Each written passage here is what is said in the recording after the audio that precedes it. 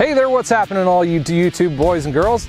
Thanks for tuning back into the channel today right here with the Rust Belt Mechanic.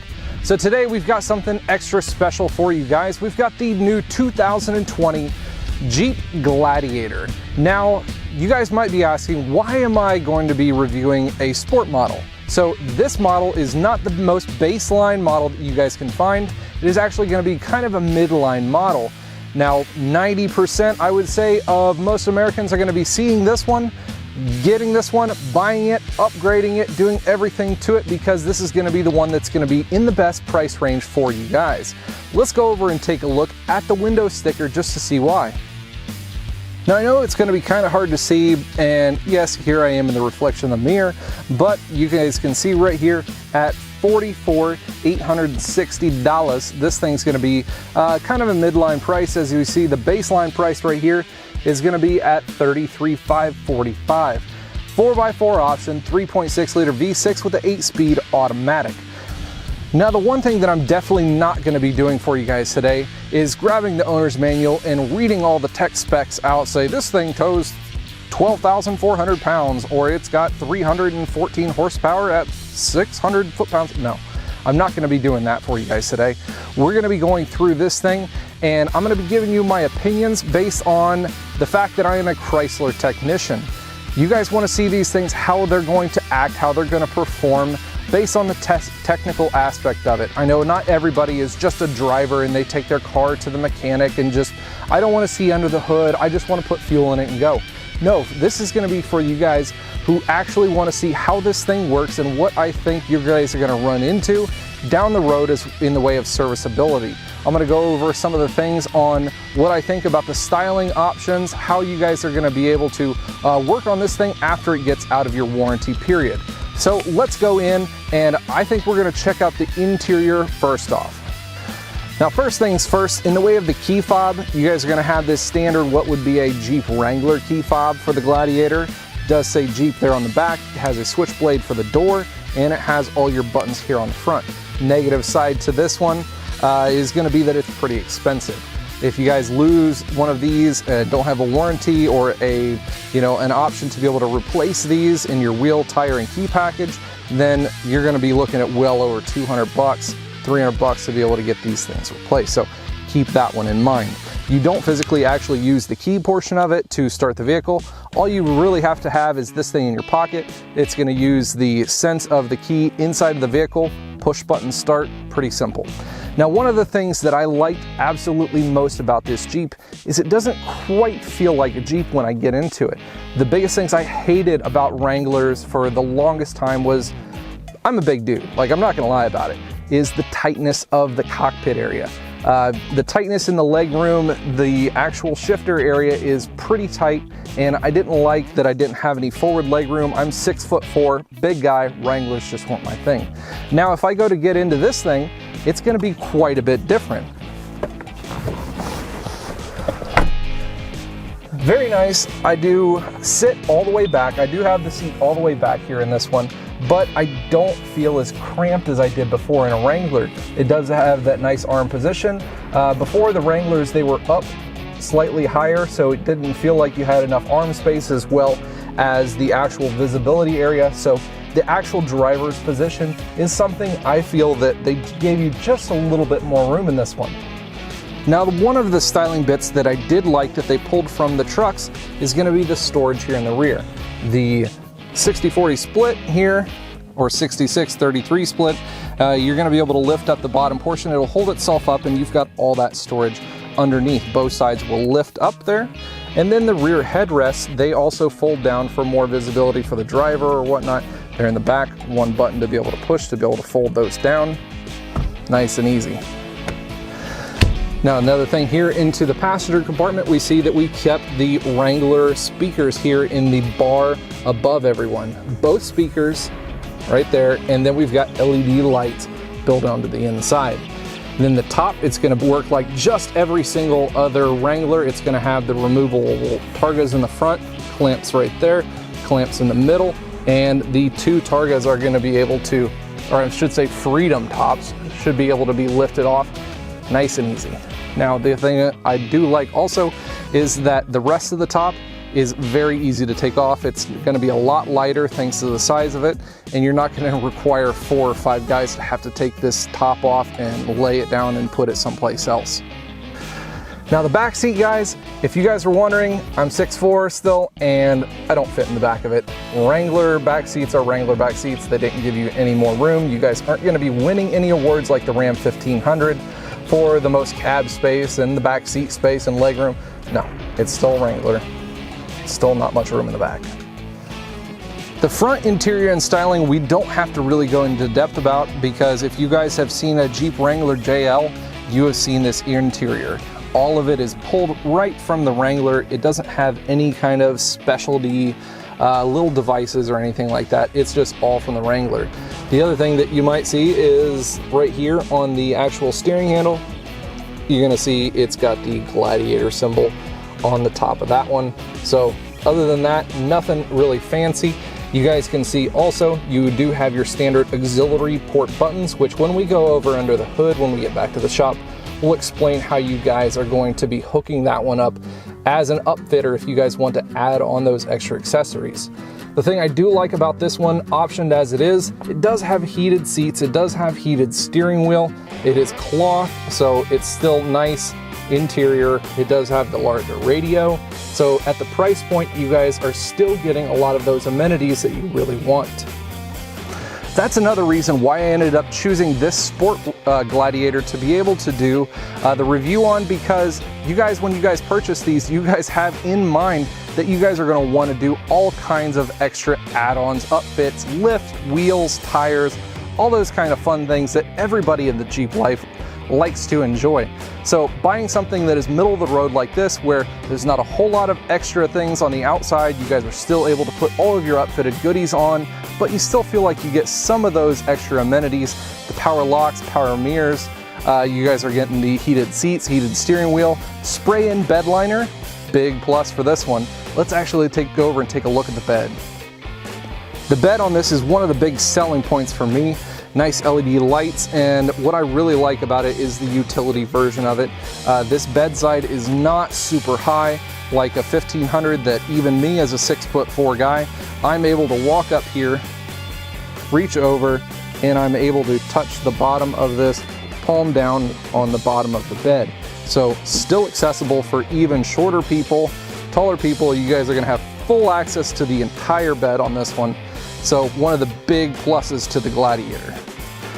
Well guys, enough of my ramblings. Let's get this thing back to the shops where you can get this thing up onto a lift so you guys can see all of the technical aspects, the mechanical things, and we'll even get it up on the lift so you guys can see underneath and how this thing's put together, as well as the serviceability of just about everything.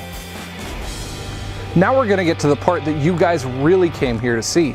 We're gonna check out under the hood, see what kind of things I can point out to you guys, and then we're gonna put it up in the air and see what it looks like underneath, give you guys a perspective on what you guys are gonna look for in the mechanical aspect of it, and maybe after this thing's out of warranty or you guys are wanting to modify it, what kind of things you guys are gonna be looking for.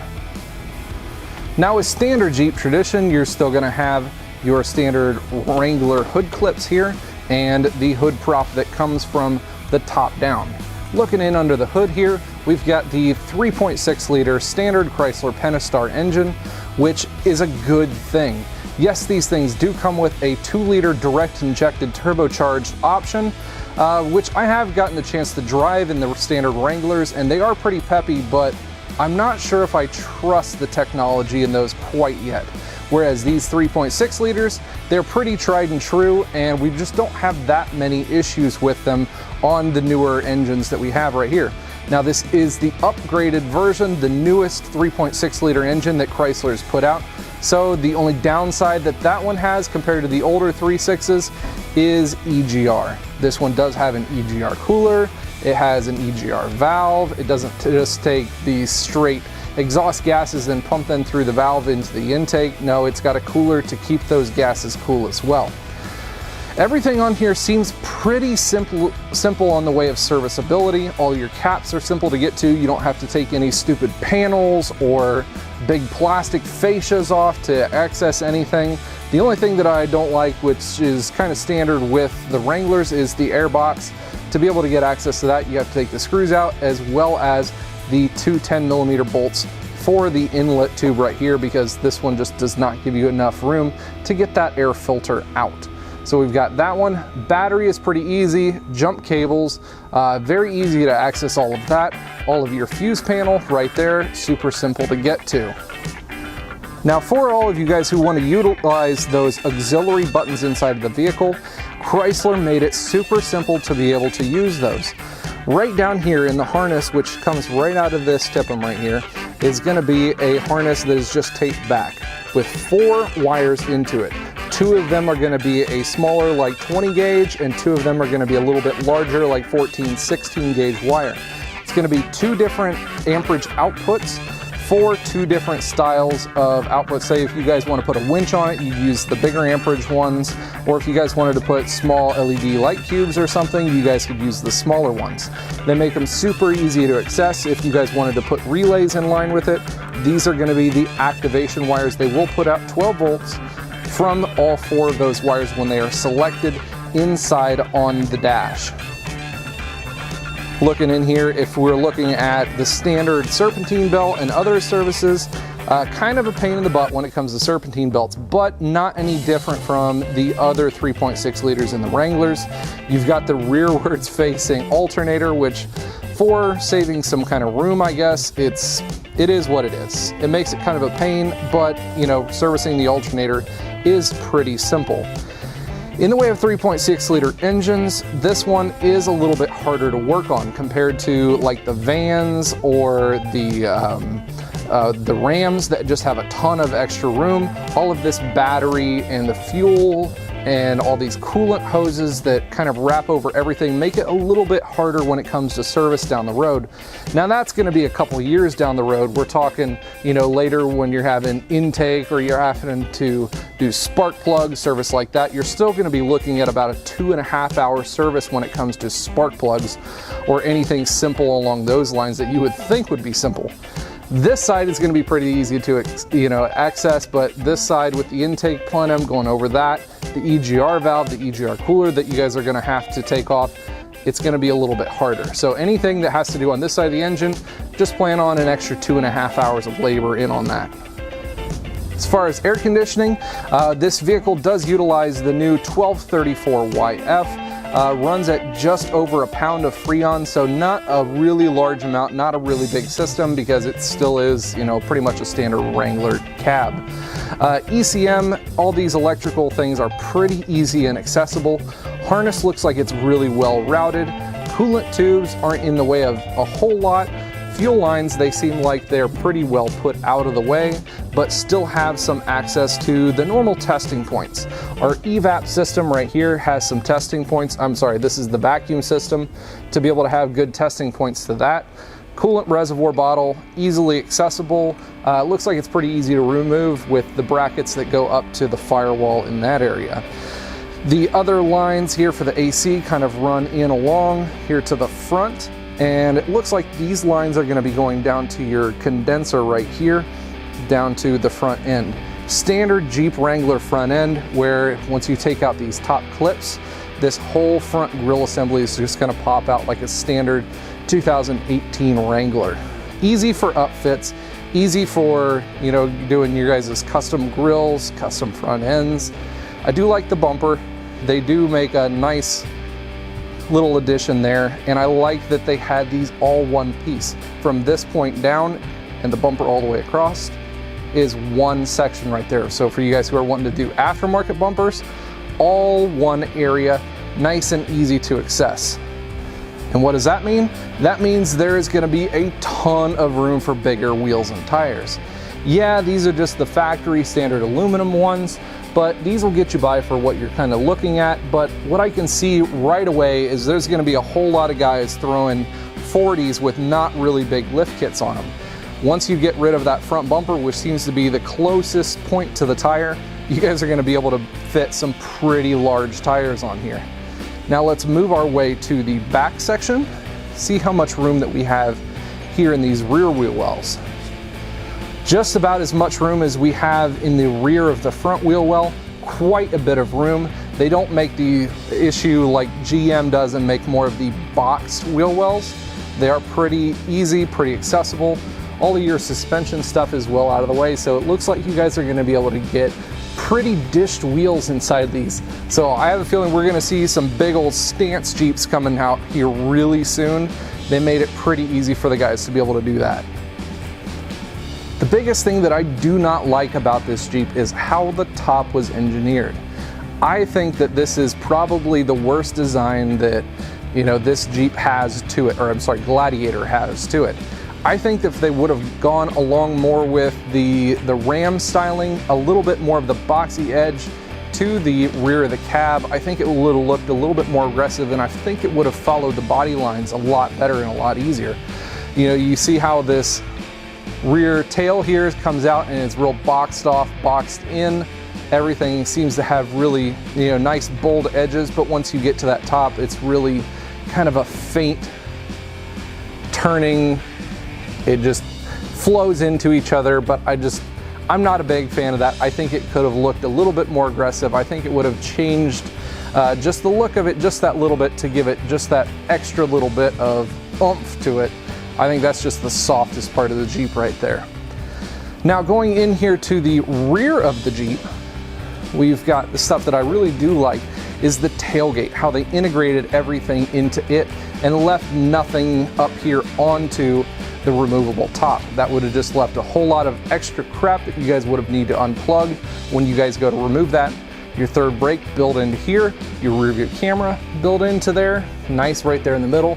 I think it would have been a better styling issue if they, or styling point, if they would have just put it into the rear handle area rather than sticking it in the middle of the Jeep logo. I don't know, not really that big of a fan of that one. The tailgate is a really cool one because I like that it does this. Easy opening tailgate standard. Really nice. This one being the upgraded sport model, I like how it has the already done sprayed in bed liner. For the price point of this particular Jeep, I think that is a must for the guys who are going to use this Jeep. It's going to be a utility truck and a utility Jeep. That's what the guys need it for. LED lights built into the bed right there, and everything is got utility in mind. It's got extra access points up here to be able to put hooks or anything. It's got the standard D hooks already built into the lower corners of it, and the hooks already right here in the corners in the rear. 7-pin as well as 4-pin for your trailer hookups. Really nice, as well as the standard big old Jeep hook to be able to hook onto anything you guys need. I also did not like the rear tail lights. They said, oh, it's a Jeep thing. They like how, you know, the Jeep tail lights look. But personally, look how much these things stick out. How much those things stick out from the corner. I think that is absolutely tacky and was very, very unnecessary. I think that they're going to be really easily serviceable. You know, that's cool for that one. You guys are going to have, you know, 30 tools to be able to get the tail lights out. But I don't like the tail lights. Nope, not at all. Not a fan. Fuel door here on the driver's side, I think they did a great job with that, not putting it into the cab portion of it. They left it on the bed. No buttons or anything stupid inside of there that you're gonna have to do. Just standard push, it pops itself out, and there's your cab area. I like that one. Nice, easy, simple, flows into the design, doesn't stick out like a sore thumb. I don't like the guys who, you know, have those big old chrome fuel caps sticking out there. I like that this is all flowed into the bed. All right, enough chitty chatting about this outside stuff. Let's get this thing lifted up into the air. These are a nice hunter machine. Let's get her up.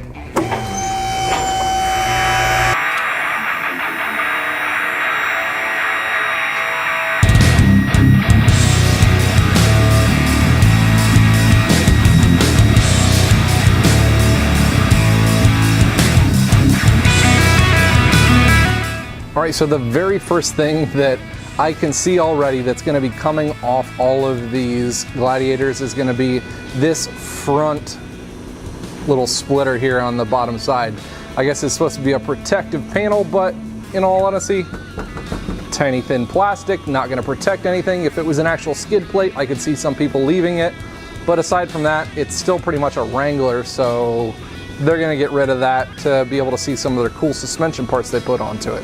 Front end, we're going standard Wrangler here. It looks like we've got a Dana front end in her, standard upper and lower ball joints, no control arms on the outside. We have the standard 4-link control arms right here, the standard lower that a Wrangler has, as well as the bar style upper.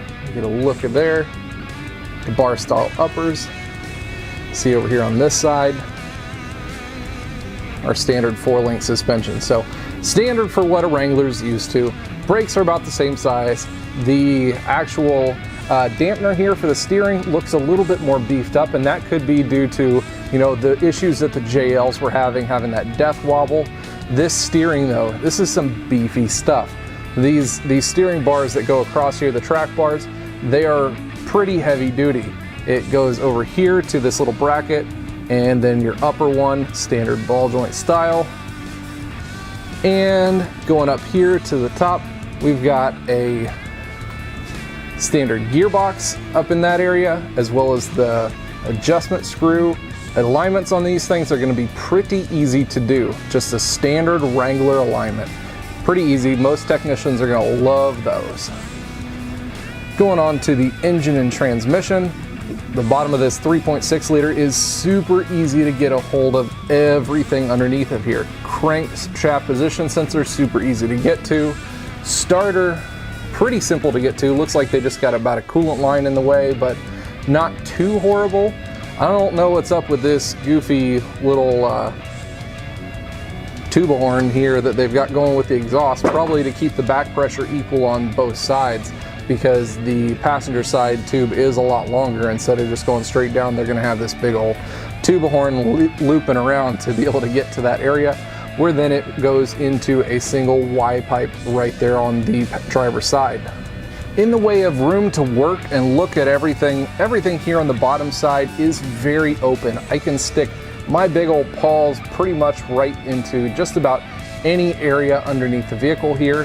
The motor mounts, they're not standard stiff polyurethane bushings or anything like that. They are going to be the gel-filled style motor mounts on both sides, hopefully keeping the engine noise and vibrations down quite a bit.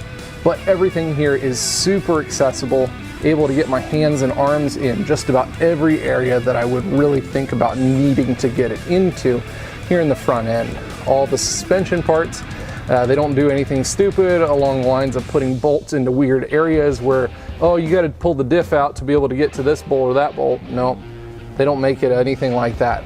I see that they've got 12-point bolts here for the back side of the hubs. Standard looking hubs to be able to get out. I like that rather than having, you know, press in or anything stupid like that. Standard bolts, nothing e-torques or stupid about that, to be able to get the brakes off like a lot of the other Fiat based vehicles that we have. Very Wrangler oriented. We can see tucked way up in here, up in that area, that is going to be your electric power steering pump. Tucked up into that area. It looks like it's going to be accessible from the top side, but all of the accessory belt drive stuff is pretty tight, so they left that one electric, and all of the power steering lines are actually going here across the front member to the gearbox. Brake lines are well out of the way, brakes are easily serviceable, ball joints look like they'll be easily serviceable, just like standard Wrangler stuff. Getting back into our transmission and drive line, the front drive shaft here on the front is going to use standard U-joints, and the rear is going to be a CV joint, just like most of the other Wranglers are. In the way of transmission, you've got an 8-speed transmission. Doesn't have the plastic pan like a lot of the other 8-speeds had, with the actual filter built into the pan. So we've got a different designed 8-speed on the bottom side of it. Still has the cooler mounted to the side with the pretty accessible lines to it. I'm actually kind of impressed that they made those a lot easier to get to than a lot of the other 8-speeds. Going back, we've got a well-protected fuel tank, all steel encased, even up to the sides of it. Steel all the way up the side, so this thing is super well encased. Big fuel tank going all the way back. Now we're going to turn around and go the other direction here and look forward, because this drive shaft is something different. Here we've got the CV joint, we've got a carrier bearing, so it's more of a two-piece, and then this other CV joint here in the front with this tiny, which looks like about 1.5 inch diameter on this drive shaft. I see you guys blowing these things out really quick. That's probably going to be one of the quickest things that's going to be upgraded in the aftermarket world. Maybe going to a one-piece drive shaft, possibly if they can get enough room, but looks like it's hugging this tank pretty good. Transfer case, everything seems really accessible on that one. They put a whole lot of nice guards here underneath. Rock guards is standard here on this version of it. All the serviceability seems super accessible, and then all of your cables coming through the floor, also really accessible to get to everything that you need to. Exhaust system, big, beefy to make everything super quiet, just like every other one of these newer vehicles. You got a little pre-muffler and a gigantic muffler tucked up into the bed area. And then looking back, we're going to go through all this big old fancy new suspension in the rear. Now here in the rear end, it's like the love child between the Wrangler and say like a Ram 1500. Yes, we still kept our Dana rear differential, but we went to more of a Dodge Ram style suspension. We've got the 4-link suspension. Yes, I know Wrangler still had that, but the geometry of it and where it's mounted looks a lot like a truck. This thing went to a lot beefier suspension parts. The control arms, all steel design, a lot bigger bushings to go along with it. Like I said, reminds you of more of a heavier duty thing like a 1500 truck. The rear shocks are also pretty heavy duty as well. Springs and everything, they're going to be in standard mounting points just like you would see normally on another Wrangler. They do lift them up a little bit higher to be above the brackets for the control arms. Looking over here to the other side, the other thing I do like is the fact that they made all of your emissions related systems, the canister, the eSIM switch, which is also something that is known to go out for Chrysler vehicles, super accessible, easy to get to. All of your fuel lines and evaporative lines are right here. They come off super easy as well, easy to get to. Here we are. Brakes on the rear, have a look at those. Looks like 10 millimeters to take off the calipers and about 18s to take off the caliper brackets. Also, nothing dumb in the way of fasteners there. They give you a lot of brake hose here for a lot of rear suspension travel. It's almost like they want you guys to lift this thing right off the bat. I wonder how many guys will be doing that right away. It's gonna happen. Track bar on this thing, mounted really high on the differential off the case.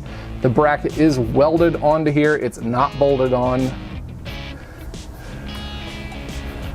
Going across, about the standard size bushings that you would see on a normal Wrangler. And then we get into our spare tire. Everything is mounted up underneath of here, just like a standard truck would be mounted to be able to get to that spare tire. The access for the spare tire is also through the rear end. It's got a jack that's a screw jack that just lowers that rear spare tire. The other thing that I was more surprised about was the exhaust out here in the rear. One of the things that Chrysler has really kind of wanted to do in a lot of their vehicles was to stylize the exhaust outputs, put these fake dampeners and fake exhaust ports into the rear of the vehicle. This one, they said, no thrills, no extra frilly things, and we're just gonna dump it right out here out the back. We're not gonna have any chrome tips or anything stupid like that. You're not even gonna see the dump out on the exhaust. So the exhaust clamps and hangers, very easy to get to. Nothing fancy there. If you guys are wanting to change exhaust in any way, tons and tons and tons of room to be able to get it out, because just like anybody else in America, one of the first things you change is going to be exhaust. So very easy to get out. It does split right here at the middle. There's a clamp right here in the middle of everything that things will probably be splitting from, just behind where all of that exhaust comes to a Y. So for the technical and serviceability of the Gladiator here, I'm gonna have to give this one a 9 out of 10. That's just because everything is super easily accessible. You guys are able to get to it, super nice. The other parts and everything that it comes with, like I said, it kind of sucks that it's the newer engine that has EGR cooler, all those extra lines to it, and the fact that it is a Wrangler. The engine is a little bit harder to work on, but they make up for it with everything underneath of the vehicle. Really easy to get to everything. All of your modification points that everybody's normally going to be wanting to do in the way of wheels, tires, suspension, also going to be right there, easy to get to as well. Lots of manufacturers I see really soon coming out with a whole lot of upfit options for these. You're going to be able to do bigger tires, bigger suspension, fit a whole lot of stuff underneath of this really easily. Well, boys and girls, that's about all I've got for you today for this review. Hopefully you guys learned something about the actual Jeep Gladiator, coming out with it, getting to know some of the technical aspects as well as some of the serviceability of the things that you guys will be looking for down the road. Now, make sure you guys hit the subscribe button as well. I come out with cool, awesome content, and I think I'm going to be coming out with more content on newer vehicles just like this one to give you guys an idea from the technical and from the mechanical aspect, just like me, to be able to get in and actually work on this vehicle, seeing the ins and outs of it, and be able to look forward as you guys own these vehicles as well, what you're going to look for after this thing comes out of warranty. Also, turn on that bell notification so you guys get notified when I come out with cool, awesome content. I'm going to be coming out with a lot more tool content as well here coming up soon. Me and SP Tools have been working together a bunch, and I'm going to be getting a lot more tools to be able to get you guys some of those newer tools to the market. SP Tools is newer here in the States, and they're wanting to get their name out there. So I'm getting a hold of quite a few more things. You guys saw the toolbox. You guys saw some of the ratchet wrenches that have come out. So we've got a lot more of those tools coming your way, as well as Duramax content all the time. Big Duramax stuff coming up. Hopefully we are getting some really big sponsors for some big portions of the build, both in the engine bay, some more, as well as inside the vehicle, maybe some seat builds too. Make sure you guys stay tuned for that one. Thank you very much for tuning in today. I appreciate it, and as always, you guys stay awesome.